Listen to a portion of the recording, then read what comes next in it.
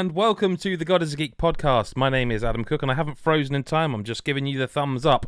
Episode 452 as I tip my cap to you. And it's only me and one other person this week. You got a personal two-person podcast.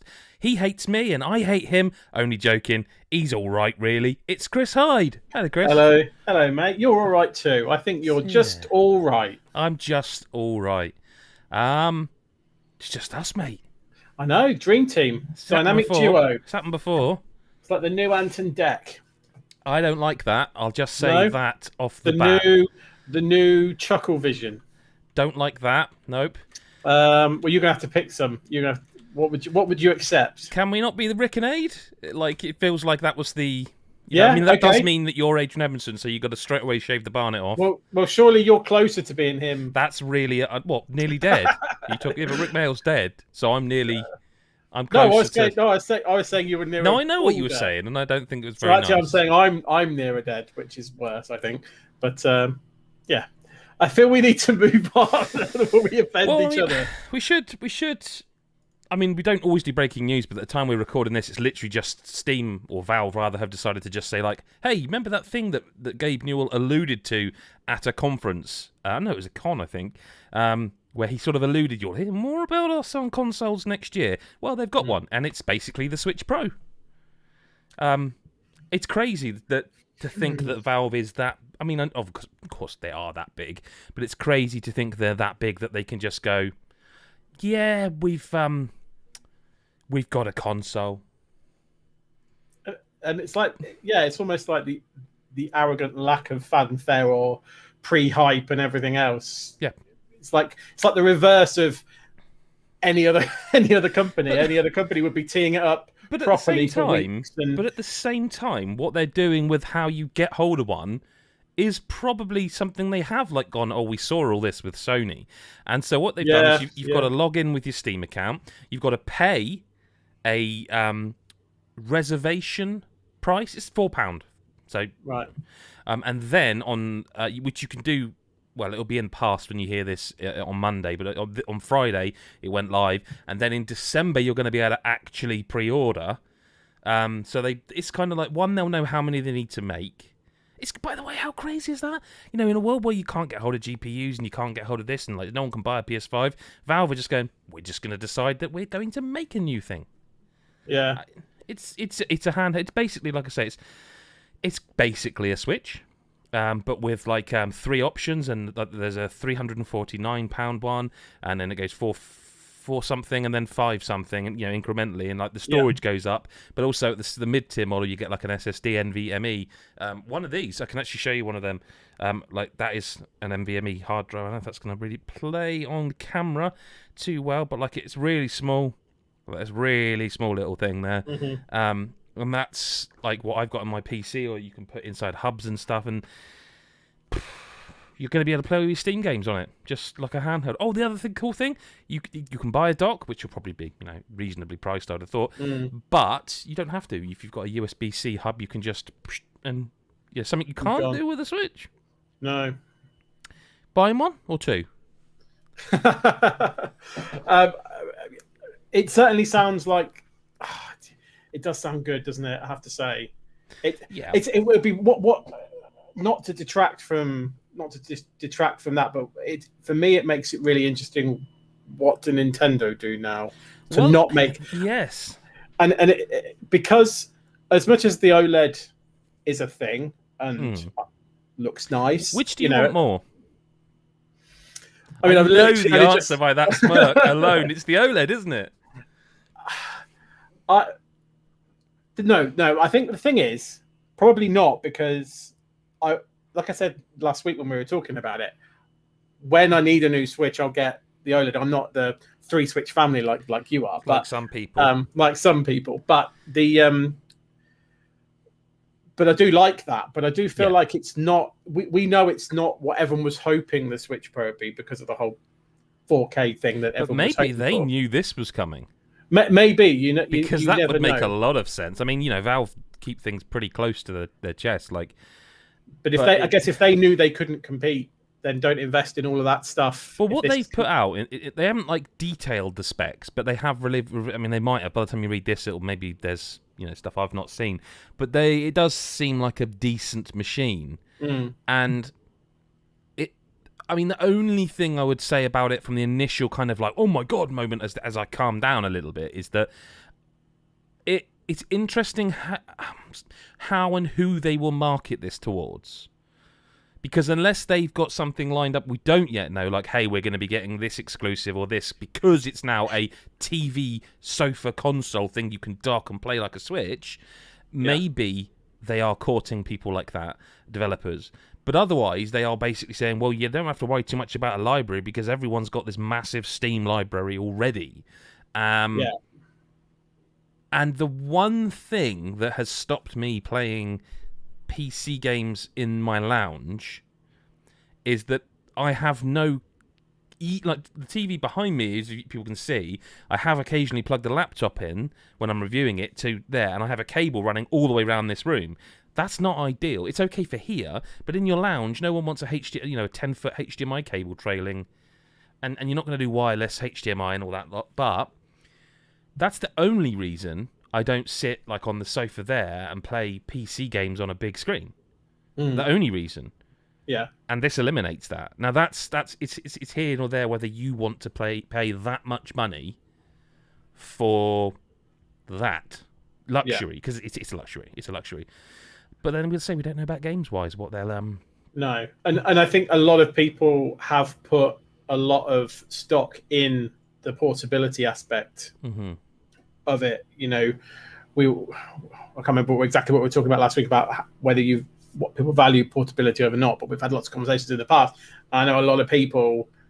Well, that's clearly what they've gone after, right? They've clearly gone. Yeah. They've clearly, the Switch has been a success not just because of the Nintendo catalog, but because of the portability. And to the point where people would rather play Switch versions of games. Yeah, Monster Hunter Stories 2, that's what we're talking about. We're talking about last week. Do we play PC or Monster Hunter Stories 2 on Switch? Well, if I had the choice now, I've got Monster Hunter Stories 2 sitting in my Steam library. Oh, you bastard. I'd be like, do you know what I mean? I'd be like, literally thinking that one example. And you've got obviously Steam Cloud syncs. Like you, and it also, I wonder as well, because if it's running on their own OS, like again, I've literally got, literally a laptop here off, but it's a laptop next to me. And when that boots up, because my Steam account's there, I'll get you get a message in the corner of your screen saying desktop or laptop blah blah blah is available, so you can stream.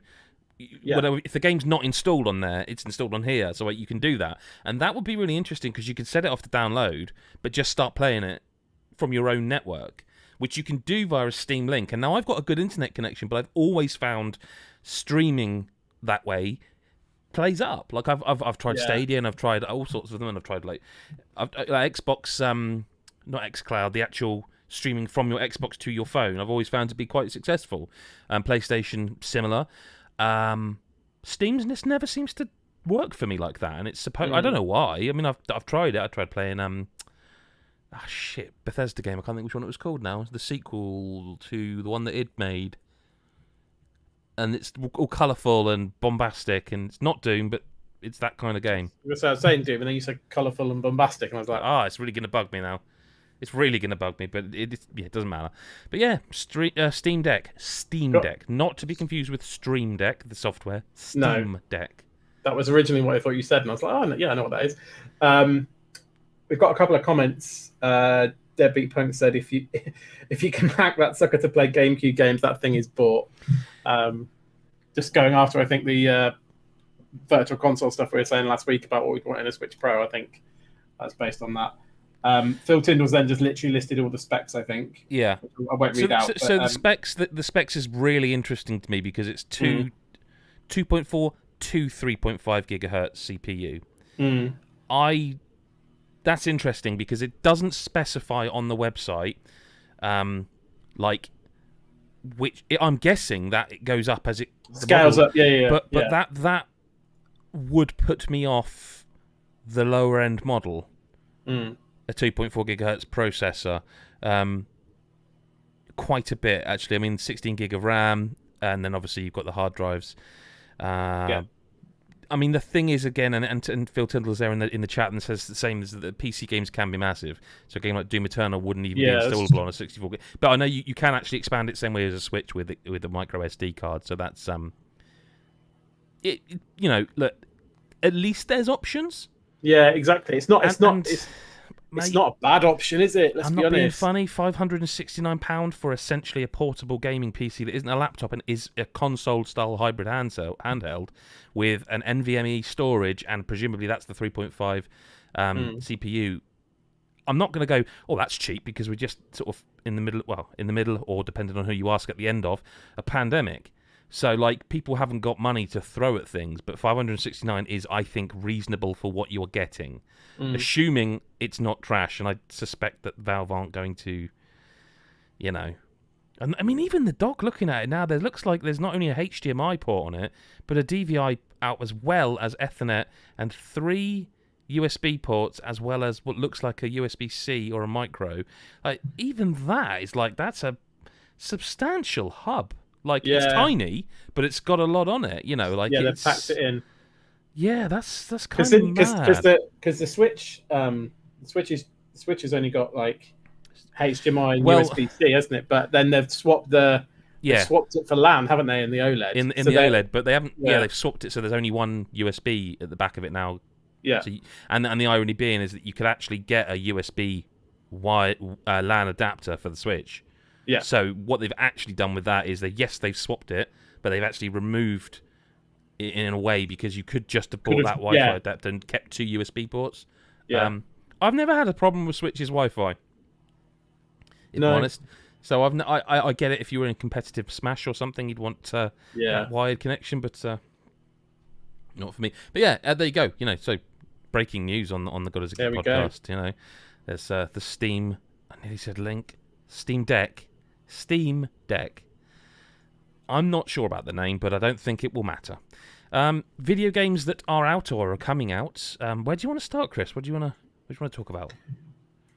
Oh, okay. I thought you were going to go first. No, I'd like to let you choose. Don't want to.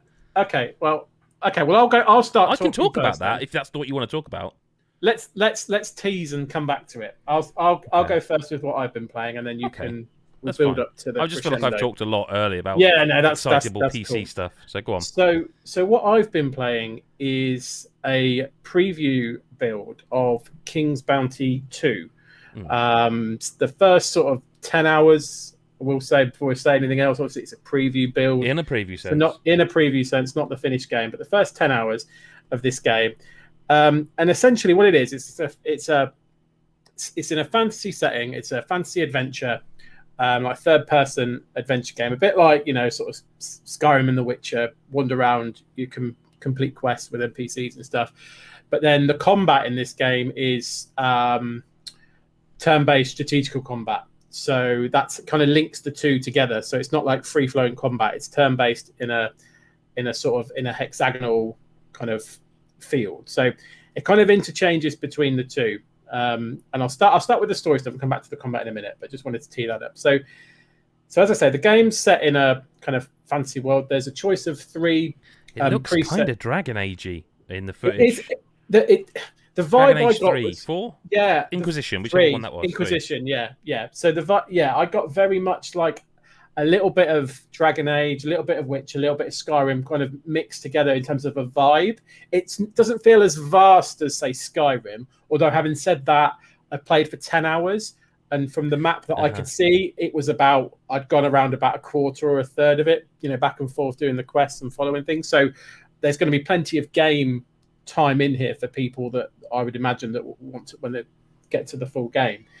But the sort of the idea around it is it kind of sets its stall out. It kind of brings in the notion of these 4 what it calls ideals. Okay, and it's what the, kind of a lot of the world is built around. Okay, so these 4 ideals are basically 2 sets of 2 opposing ideals. Okay, so you've got you can either have an ideal of order, or the opposite would be anarchy.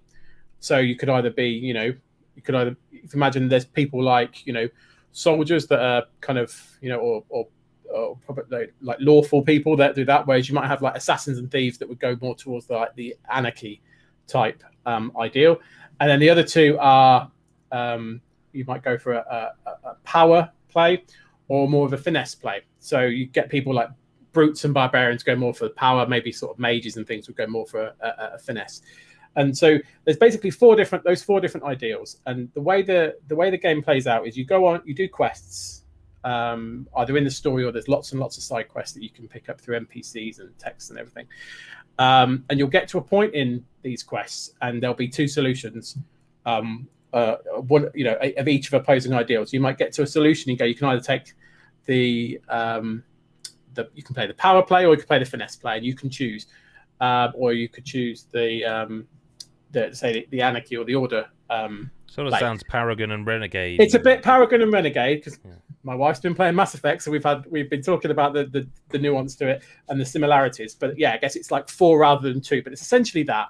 And if you choose, a bit like in Mass Effect, if you choose that solution, you get points in that kind of ideal, right? So you've constantly got a running score of points in 4 ideals, and then the way that you then as you level up as a character, you get points to spend in various kind of stats and bonuses and stuff. But you can only unlock certain bonuses if you've got enough points in that particular ideal, right? So you have to have a certain number of points in a certain ideal to unlock that bonus. Okay, so so it's kind of like almost like a locked skill tree, if you like, until you've got accrued a certain number of points. Which is an interesting thing, and we'll come on to a bit more of the ideal stuff in a minute. It's an interesting thing, but you know me, if I was ever to play Mass Effect, I would be the Paragon through and through. Yeah, no, the you would guy, not the nice be able guy. to choose bad stuff. I would, as much as I'd like to see someone be an asshole because I'm sure the cutscenes are funny, I would always pick the nice, good option. So I'm there, and it arguably makes the game more boring in some element. I mean, that's something I find interesting. Like, can you make? Like, I can't role play as a bad guy because I'm not a bad guy. I can't do it. Yeah. And I'm not saying that if you can, you're a bad guy. I'm just saying I can't. I can't do it even in a fucking video game. Yeah, I can't be bad. It's pathetic. Keep it interesting for me. You know what I mean? Keep it. Yeah. So I'm exactly the same. So I'm in these situations where I'm like, okay, I'm going to pick order rather than anarchy because I'm going to pick, which is in my mind is the good option because I don't want there to be anarchy, right? So whenever I'm given that option, I'll go right. I'll go and speak to that person, which is the nice solution, and not go and speak to that person, which is the bad solution, right? So that's how I'm doing it, and I'm accruing these points in order. Mm-hmm. And normally in any game you'd be fine, but I was about halfway through, maybe even a bit more than that, of these 10 hours. I was like, just skimming over some of the anarchy buffs, and I'm like, they sound amazing. Like that would really help me out. Like I'm struggling in this area, that would really help me out. And so I wrote this in my preview. I was like, it actually feels like the best thing to do is to mix it up. It is to be an arsehole some of the time, and therefore maybe just do the solutions that you want to do, not the ones that you think a character that you're trying to be. Because that's the case what I do when I'm in a role-playing game like that. I kind of go, I'm going to be a good guy in this game, so I'm going to do all the good things. Actually feels like, it's better to mix it up in this, because then if you get a balance of points, you can get the right loadout that you would work for you rather than anything else, which is different, I think, to how most other games do it. It tends to be more just like you see different cutscenes or you see different outcomes, which is absolutely true in this game. You literally see different things go down different quest lines, things get locked out if you choose certain. That all happens here, but I thought the idea of not being able to have certain bonuses and stuff was a bit of a good and a bad thing, because I tend to just pick one, and it feels like you can certainly do that, but it felt like I was like, I'm gonna have to cause some anarchy in some of my other decisions if I want to unlock those other things. So, but that's a really interesting dynamic. And then the other thing that I'll talk about, the other main thing that it does, obviously, is the combat. Mm-hmm. And like I said, the combat is turn-based combat, and the way it does it is you're never actually in the combat. You're the kind of the captain leading the units, if you like. So you're kind of standing on the edge of the field, giving commands to your army, and you're fighting against other enemies. And it's always marked out on the map when you're wandering around the villages or the landscape when you're about to go into a fight, right? So you never just wander into a random battle. It's like there's like a ring. If you enter that ring, you're like, okay, you're going to go into a fight now, and you can always back out if it looks like it's going to be a bit too tough, so you can come back to it later or whatever. So it doesn't ever throw you into something that you're not, throw you into a fight and then you're just going to lose and all your army dies. So I really like that. It's a good thing. You can always back out and come back later. So you control an army, max of 5 units that you can choose. You can hold as many as you can in reserve, and so you can pick and choose. I'm fighting against these type of enemies there, or in this situation, this might be better. This makeup of units might be better for me. It's the standard. You've got melee, you've got range, you've got magic users. They each have different stats, which means some of them might move first in a turn, all that sort of stuff. The things that you probably expect. And a lot of the different units have different skills you can use, either stronger attacks. Some of them might heal or put buffs or debuffs on enemies or whatever. So there's quite a lot of tactics to it. There's like line of sight and elevation for ranged units to think about and all that sort of stuff. So there's quite a lot. Is it out? It's out in August, I believe. End of August. I want to. Makes sense. So it's quite close to being kind of finished. And yeah, so the battles take place in turns, and there's quite a lot going on there. The ideal thing that I mentioned earlier is also plays into the battles as well. Okay. Because if you have an army made up of each unit in the game is aligned to one of the ideals as well.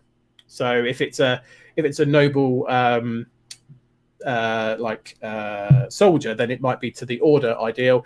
Like I said, if it's an assassin or something, it might be more to the anarchy. If it's a wizard, it might be towards the finesse. So if you've got an army that's like a hodgepodge of different ideals, their morale will be lower and they won't fight as well as a team. Whereas if it's all of the same, then they'll fight better. So there is also that kind of tactical element to it as well. So that kind of ideal thing is not just for your character; it's for the army that you choose as well.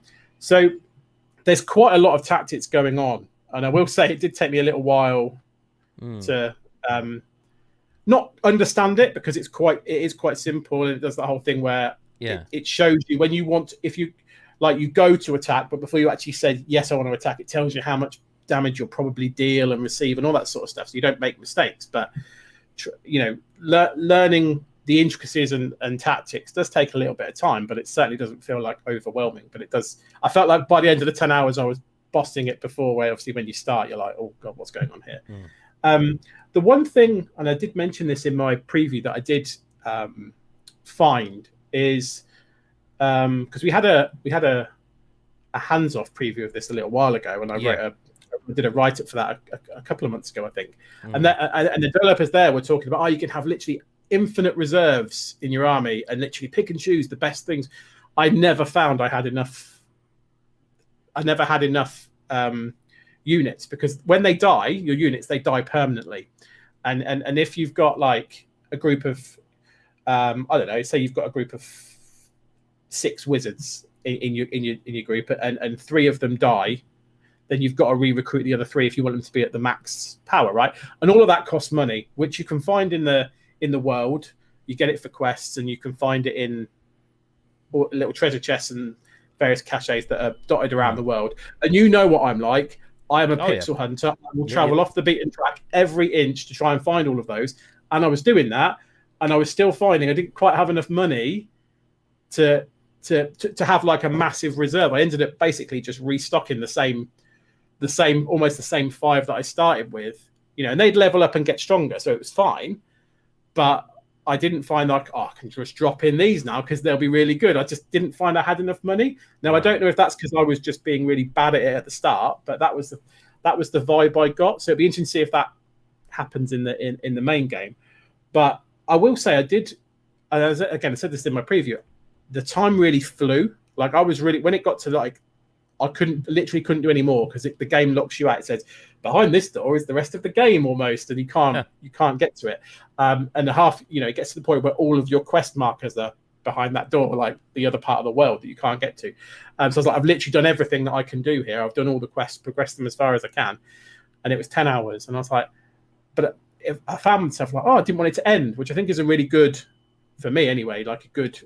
It's a good sign if you want it more. Good indication. If that's the kind of, I would say, if the kind of game that you're looking for, obviously fantasy setting, but strategic combat, it's a very good example of it. It's got a lot to it. A lot of some of the quest lines are a bit bland. Some of them are very interesting. It seemed to go from one of the, which I think you always get. You always get the mixed bag of go and speak to that person and all their problems are resolved versus go and explore this dungeon with lots of intrigue and, you know, uncertainty. There, you know, so you get a bit of one and a bit of the other. But certainly found that the quests were varied. A lot of it was voiced, which I know in this day and age sounds really like a bit of a weak positive. But like as an example, when I first started the game, I chose one of the characters, and you start off in prison, and literally the first thing you have to do is you get released, and you have to wander down the corridor to meet up with the jail keeper or whatever. And there's literally no collectibles or anything on the way. It's literally just a load of cells, and you could literally just walk and, you know, carry on with what you're supposed to with the rest of the game. But me being Pixel Hunter Hyde would just kind of wander, had a look in all the cells, see what's going on. And there's just random NPCs having full-on conversations, fully voiced conversations that you don't have to listen to. You only find them out if you go right up to the door and look at them. It's not like they're kind of beckoning you or anything. So you could literally miss all this kind of level of detail that they've clearly put in that's voiced. And I was like, that's really interesting that they've gone to that level of detail for something you could skip over. So yeah, I think there's a lot to this game. It's a little bit different from other like games of the genre that I've played. I really enjoyed it. I'm looking forward to playing the full game in a month or so's time. Yeah. Yeah. Well worth one, I think, to keep your eye on. I don't know if it's your bag. I'm not. I can't remember it's too medieval, if that makes sense. Like there's certain, I don't know what it is, because like, you know, Witcher, I dig. I just, it's just, but then saying that, I didn't really get into the Netflix show. Like I just. Oh really? Yeah, I watched like an episode and a half, and I was like, this is all right. I didn't feel like it was this amazing thing people were raving about. And, you know, like, I mean, in terms of, like, that sort of, I guess, oldie worldy thing, like, you know, Castlevania, I enjoyed, like, the Netflix version of that, but again, it's a bit more, it's an anime, isn't it? It's just not, I'm not usually into the kind of knights, swords and shields and magic, and, like, the last time I enjoyed that sort of thing, I guess, was Discworld. But let's move from a game, like, you had to play for preview to a game you had to play because I kind of forced you to. Yeah, well, you didn't force me, you offered it. And I said yes, but you didn't force me. But yeah, let's. Well, I think I can't use that as a podcast title. That's too much. What did you didn't force me? Yeah. So like, I can't. State of Decay 2. Yeah. So I didn't play this when it came out. Shocking no one that I haven't played a game that everyone else has played. But yeah. So. You mentioned it that you'd gone on and were trying the multiplayer aspect of it, and I've tried it on and off. Yeah, since it came out, like it was really buggy at first, right? And it still is quite buggy, but like it has clearly had work done to make it run better. Like I'm playing on PC, I think you were as well, but it is cross-platform and all that with Xbox. It just sort of the core feels the same, but also. It feels like they've come a long way as well. Mm-hmm. I don't know. Yeah, I mean, look, my impressions of it, the core combat I love, because I've said to you before, smacking zombies in the head with a crowbar, that's just golden gameplay before we start. So I was instantly in once I knew that was going to be part of what we were doing. You know, the whole sort of like dying light catharsis of that kind of stuff, just messing about with that. So that's there, and that's still really enjoyable. And there's enough. I feel like whilst it is a little bit, it's clunky in the sense that you know, something like Dark Souls is clunky in the sense that it's not you're not rolling around like, you know, like Blood Bowl or something. But there's enough like skill to it in terms of there is a dodge move and things like that, and you can upgrade and get different. I unlocked a combat move as we were playing. You know, so there's enough there for you to feel like, you know, you're not just mashing attack. You know, that you can kind of consider what you're doing. So I really enjoyed that part of it. Obviously, the driving around to various places to try and complete the missions that we're on. Again, smacking a zombie down with a car door. Again, that's good gameplay for me. The thing that I did struggle a little bit with, and I think it's because I was in your game. Yeah. Is I'm still not 100% clear on the base building aspect of that game. Yeah, you're not allowed. That's something I was really hoping was different, because I think I should be able to almost set privileges for when I invite and say, like, no, this guy I trust who's not going to troll or anything, and he can go and do the base building stuff, because it's like, yes, it's nice to play with your friends, and but you're essentially a helper.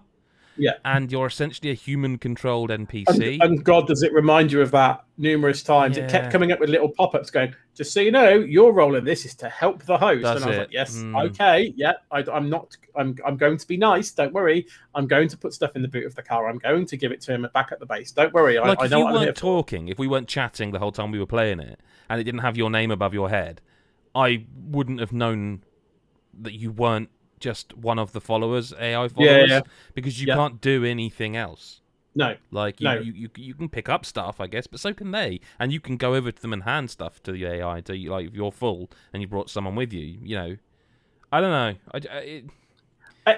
For me, I think, like, I mean, I will be really clear with everybody. I literally went in, did the bare bones tutorial, and then we literally, as soon as we could do multiplayer, we did. So there's probably a lot of explanation around base building that it gives you in solo, but that I just didn't know. But I do think that stuff, even you were saying, I'm not sure. Hang on, that's on me, in that I haven't done the tutorials since it came out 2 years ago, or more, actually. At this point, it might be more. I just can't remember. But it's kind of, once, if you can see what I can see as host, it's fairly self-explanatory. You just have to hover over it and it tells you what to do. But it's just, it's kind of brainless, and I'm interested to see where they go with the third one, because they just showed that CGI trailer that suggested it was more... Because it's kind of like... State of Decay is kind of what you get if you take all the humour out of a Dead Rising and all the story out of The Last of Us. And then you're left with a game where you go around doing hunting and gathering, but the idea is just propel yourself along by doing missions, but they're kind of like, do this, help that person, do that, whatever. We might be your friend, maybe we'll come join you, and it's like I still think it's a sort of 6 or 7 out of 10 game, even with the improvements, because there's just something missing. There's something quite addictive, but it's kind of like, once you put it down, there's nothing to make you go, oh, I really must get back to it. It's kind of just... I do think as well, the vibe I got, like, it was interesting because we played it, and I was thinking about it the next day, and I was like, do you know what? If we played that again tonight, I'd be up for that. Yeah, absolutely. I wonder if we don't play it for 2 weeks, whether we fall off it and that's it. Yeah, do you know what I mean? And I do think it's one of those where if you go with it, it can suck you in. And you could end up going, oh, this is what we need to do to get the best thing for our base, and we need to go here and we'll do that, and it'd be great. And then in the meantime, we're just smacking zombies. I think the fact that you can never see that, you can't even see it, is like, it's not going to give that thing of, right, Astroneer was my save game, but it wasn't like, you can't do anything. Yeah. It's like Minecraft. With Minecraft, I know you haven't played Minecraft, but with Minecraft, you can set those privileges so that you can, like, make sure if your mate does come in, you can't troll your world and destroy stuff. But equally, you can make it so that if your mate comes in and you trust him, it can be our world. And it's missing that. I think it, as much as the gameplay is good in the sense of, you both get in a car and you go to a place and you're working together. I do think that type of game also would probably welcome. Do you know what? Especially if there's 4 of you, 2 of us are going to go off and go and do that separately. I'm going to almost be separate. And a bit like you create your base over there, and I'll have my base here, and we can. That would be maybe that's what they should do with the 3. But then 2 was apparently once upon a time going to be an MMO, I think. Right. And obviously they were a small studio and they got bought by Microsoft, so it'd be interesting to see what 3 is. But I believe there were plans to be more online than they are. Because I think, like, we think about when we played like Astroneer and stuff like that, it was like literally you could be like, I haven't seen Chris for about half an hour. What are you doing? What have you been spending your time on? You could go to another planet. Yeah, and I don't know if you can leave town and that, because there are other towns. I don't know if you could. We had to finish. It'd be interesting to finish the mission we were on, which looks like it will allow you to then move to another area, and it would be interesting. But then I was in the car as you were driving, and I couldn't switch to another of my community because I was in a car. Yeah, now, which implies. But what if I'd got out the car? I would have been interesting to know if I could switch away and you were just driving off. I think you would be fine. Yeah. But, I don't know. I mean, I would like to just have a little bit more time with that game because there's something there. But unfortunately, other things have taken my time up this month, really. What are they? They would be Skyward Sword or Skyward Sword HD. Sword, is that what we're saying? Skyward Sword HD, yeah. I didn't like this game in 2011, right? I'll be honest with you, I wasn't for all of everyone loved it, I wasn't the biggest fan of the Wii because I've never, certainly at the time, maybe I had less patience. Motion controls weren't my thing, like they just weren't. And the Wii's raison d'etre was that, and it made when you play Skyward Sword, even with the controls, you forget how much of it is motion based. I think I liked the Wii, but it was interesting. My beloved franchises in Nintendo, when the motion controls got particularly shoehorned into them. Well, it was Motion Plus as well, by the way. Motion Plus. You had to buy an accessory to play that game. I think the first or one of the first Motion Plus games. No, I think Wii Sports Plus, wasn't it? Maybe. Or Wii Sports Resorts. Yeah, Wii Sports Resort. But I always found that the games that didn't shoehorn, I found myself, which is weird because you're like, I enjoy the non-shoehorn, and this was very much, you have to play this motion control, like you say. Yeah, it wasn't shoehorned, it was built around it. It's built around it, whereas, maybe less so in some other. From throwing a bomb overhead to rolling it, being able to roll a bomb, and I actually think that now I've given it that time for reviewing it, now in the modern day, I think that some of the design is way ahead of its time. So clever, because also in this the fact they've removed a lot of the tutorial stuff, a lot of it doesn't need tutorializing. You're told you can roll a bomb, you're told you can throw one, and then you'll come across things that instantly. Hang on, if I roll the bomb, it will, because I'm rolling it, it's gonna go up and back down that hill, and I can use that to my advantage. Yeah. And you're discovering secrets and stuff, and it makes you feel clever. And that's I think the important part is what I finally now understand. Everyone's gone on about these dungeons and stuff. They make you feel clever. They give you, every dungeon gives you that moment when you're like, I get it now. And I will say, the only disappointment for me, and you're actually seeing a bit of this on screen now, is that this is when I was just testing it to see for sure, is the only disappointing thing to me is that they don't go just that little bit further with the controls, because you can play in motion controls or you can play in handheld controls, and both are great and they're both valid. But I wish there was a hybrid mode where the sword fighting I want to do with motion, I want to get my shield out, I want to do all that.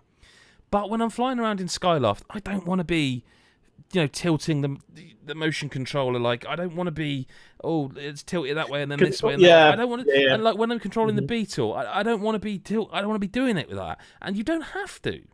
If you put it back on, or you pick up your Pro controller, you can then go back to the controls. But then you are back to holding down left to move the camera. And the camera thing's a big deal. It's a big deal, and I think is the deal as to why I liked it so much at the time.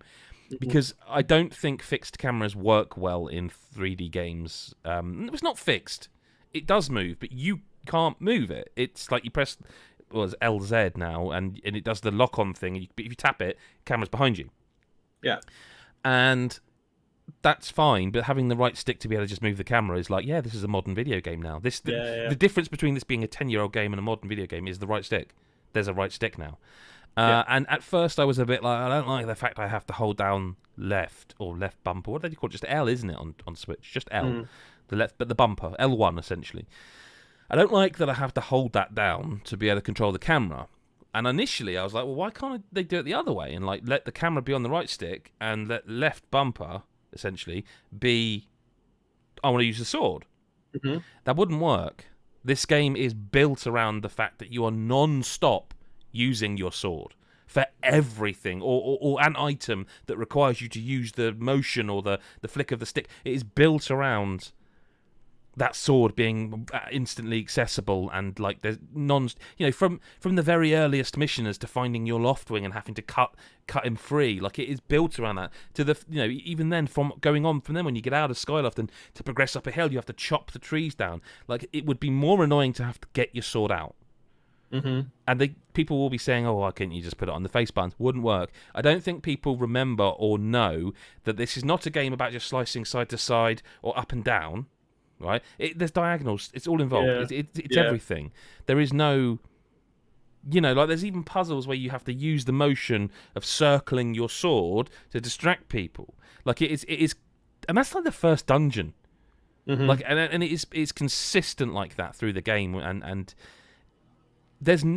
I don't think there's another way they could have done it.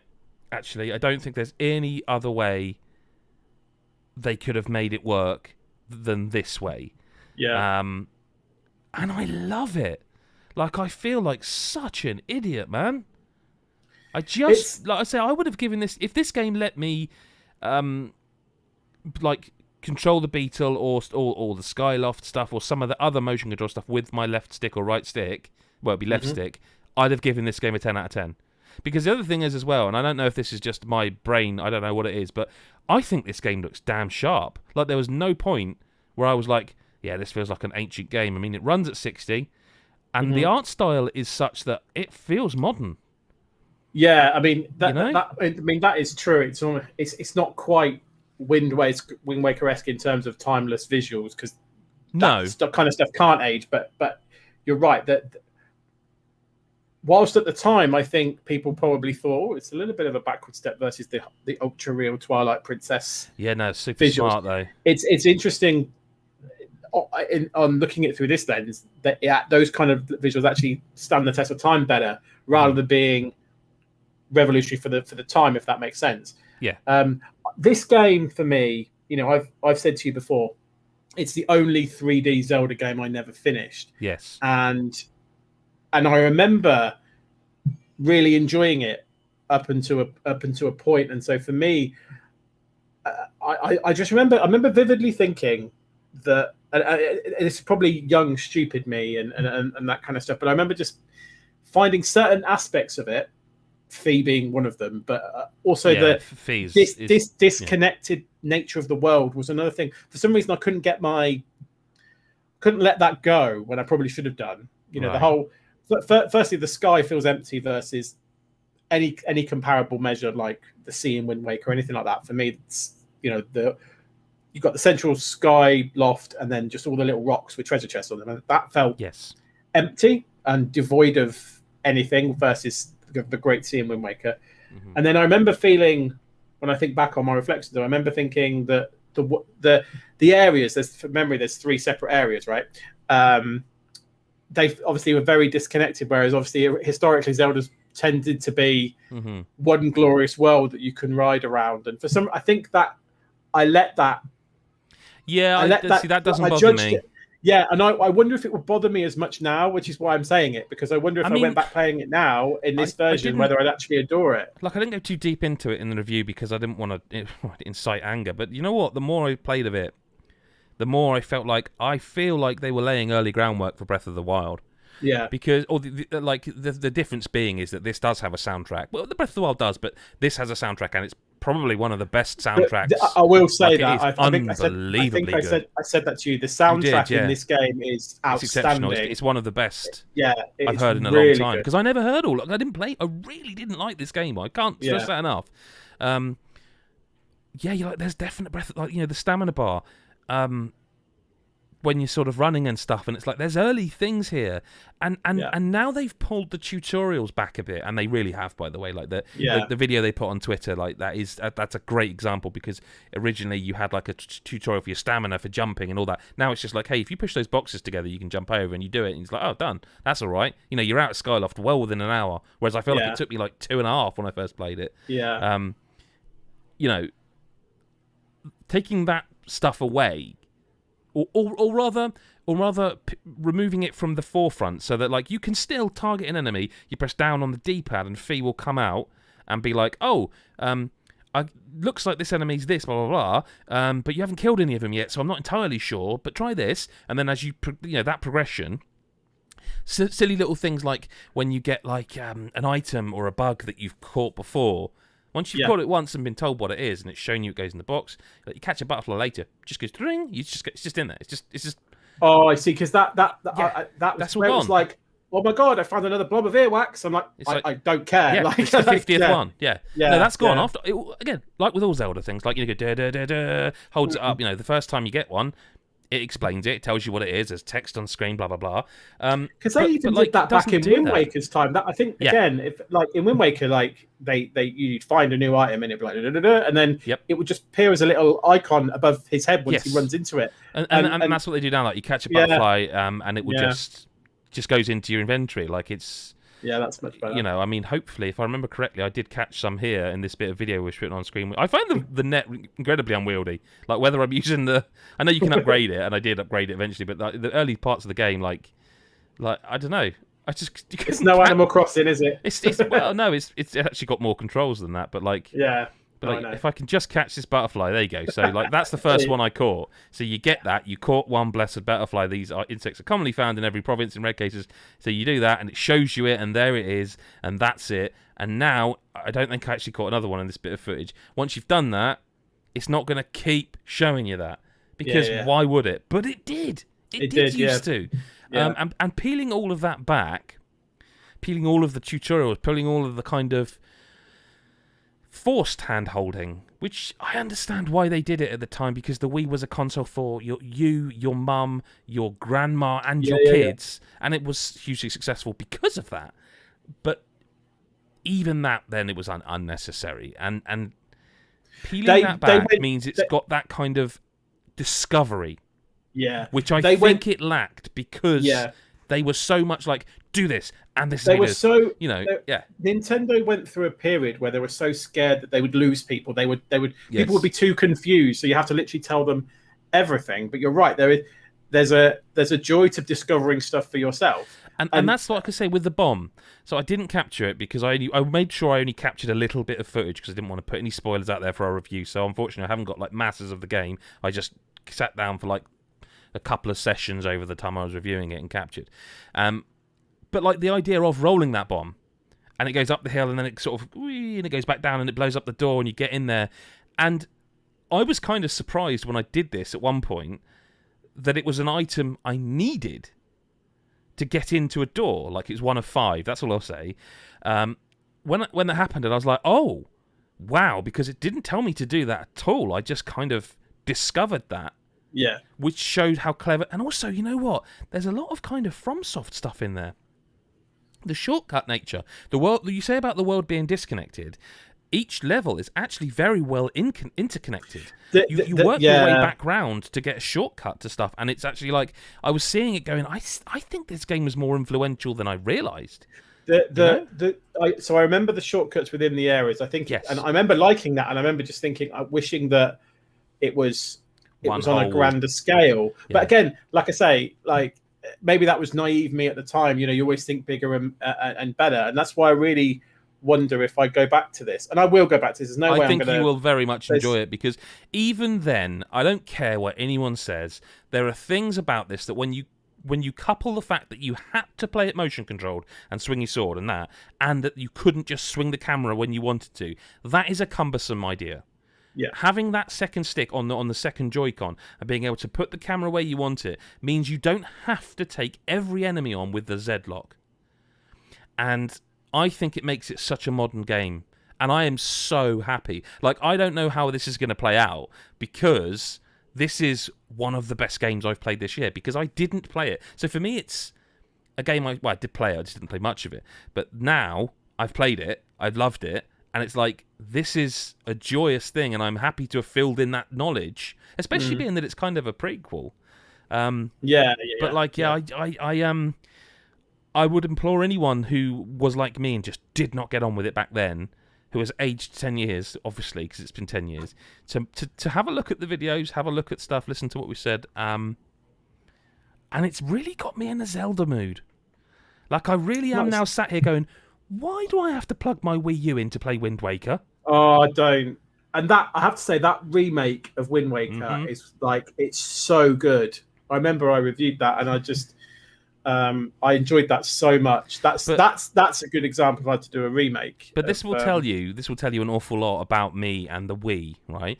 If I were to say to you, there are 2 Zelda games I've never finished, well, hadn't finished until now, original versions. Princess. Yeah. Yeah. Wow. And now I'm there going, Yeah. maybe. And I was there launch day. Like, I bought it. I queued up at Tesco to get mine, and I got it, and it was there. Like, and now I'm sat here after loving this on Switch. Like I say, now I have finished it. I'm like, yeah. The only 2 Zeldas I hadn't finished, one of them I have, and it was like, oh my god, this is one of my best games this year. And now I'm going, we maybe need a Twilight, and yeah. We'll see. I mean, I have that. I have a copy of that somewhere in the loft on Wii. I bought it. I never sold it.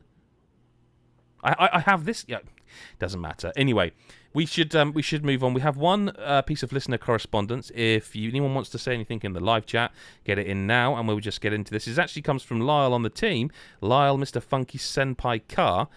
Chris, what games are you looking forward to this year that aren't getting the attention you think they should? So this is an interesting one for me. I was trying to think. So, I mean, I always look forward to the Dark Pictures games, and I don't think many They never people... get... They never seem to, but then I always see a lot of noise once they've released that they're apparently... I think there's quite a cult following for them, and I really enjoy them. So House of Ashes is definitely one for me. I wonder... you might disagree with some of these others. You might go, I think they're getting lots of hype. I don't think Kenna's getting enough hype. I think Kenna will get hype. I think it's a weird one because I'm not sure who's pushing that game, whether it's Sony or a separate public relations firm. Right. I've heard nothing about it from Sony at all because it's also on PC. So I wonder, I'm not going to sit here and go oh, the PR is the most important thing.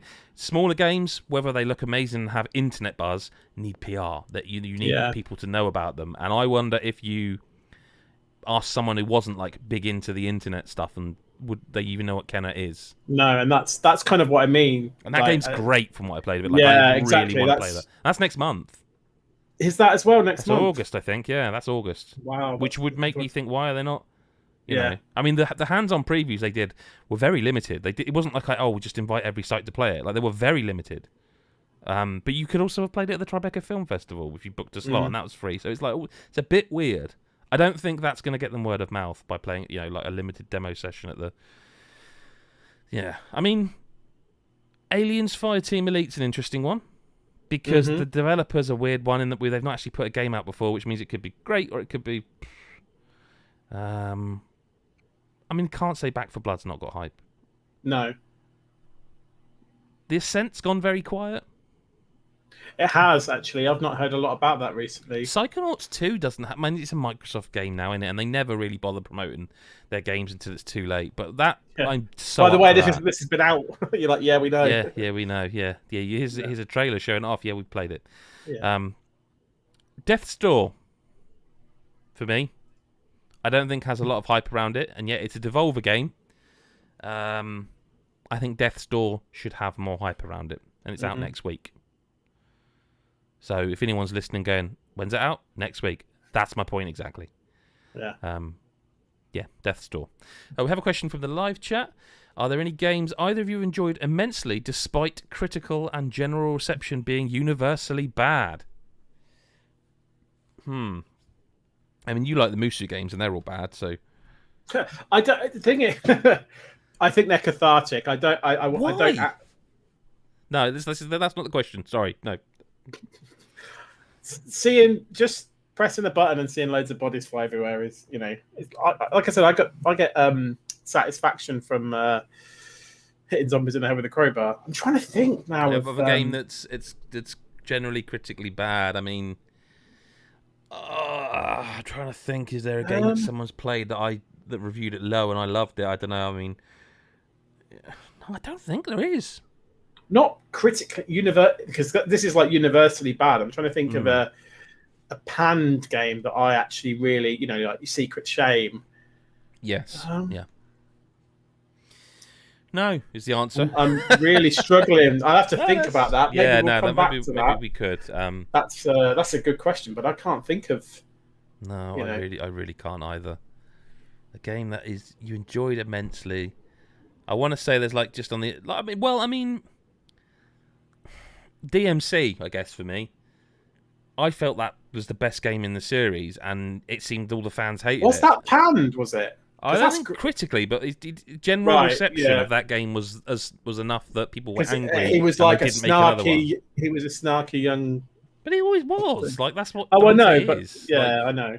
No, that game still was one of my favourite on that generation, and yeah, I don't know. That would be mine. I actually think Remember Me was a decent enough game. I wouldn't say I enjoyed it immensely though. I just liked it. I liked it enough to play it through to completion, and yeah. And kind of all the Resistance games as well. That I was sure they don't get much credit. I wouldn't mind Resistance coming back from PS3 era, but I don't think that's ever going to happen. And the Infamous games, always immensely enjoyed them. Yeah, they're always just. Everyone seems to just shit on them, but I have enjoyed them. Like the most angry I think I've ever been at a game was where I could not find the last shard in I think Infamous 2, and I believe it glitched out, and I could not find it, and I spent hours and hours and hours, and never found it. Infamous is just. It's one of those like fun games. It's just fun to just get involved in and play. Like, so I've always found those games. And you're right, they're never 10s out of 10. They're always like 8s. No, I wouldn't go that. No. But like, they're the 8s that you enjoy immensely when you're in the moment of playing them. And to add to that, since they adjacent Sunset Overdrive. Mm-hmm. Really liked that game. Really, really enjoyed that, and it got panned. Really. But yeah, there we go. If you enjoy this podcast, and that's the end, by the way, I didn't mean to be so abrupt, but if you enjoy this podcast, do go to patreon.com/GodIsAGeek, where you can find details about our Patreon Discord, where we do code drops once a month on the actual Discord, the Patreon itself. Follow us on social media at GodIsAGeek. You can find us on Twitter and all that sort of stuff. And make sure if you do listen to this podcast the traditional way, which is, on your iPhone or something, or on an iPod, I guess, with a circle in the middle of it, that you do go and rate and review, because that helps us go up the charts and more people find us, and then they find the Patreon, and it just helps us immensely. And, if you did watch this on YouTube, click the thumbs up, leave a comment. In fact, you answer the question. 1, will you buy a Steam Deck? 1 hour later, I can remember. Are you buying a Steam Deck? That's the question for you this week. We'll try and do that. I'll try and come up with a question for you. Are you going to buy a Steam Deck? Are you excited about Steam Deck? There you go. Chris, thank you for being here. Always a pleasure, mate. And to everybody else, we will speak to you same time next week, or whenever you choose to listen. Bye-bye for now.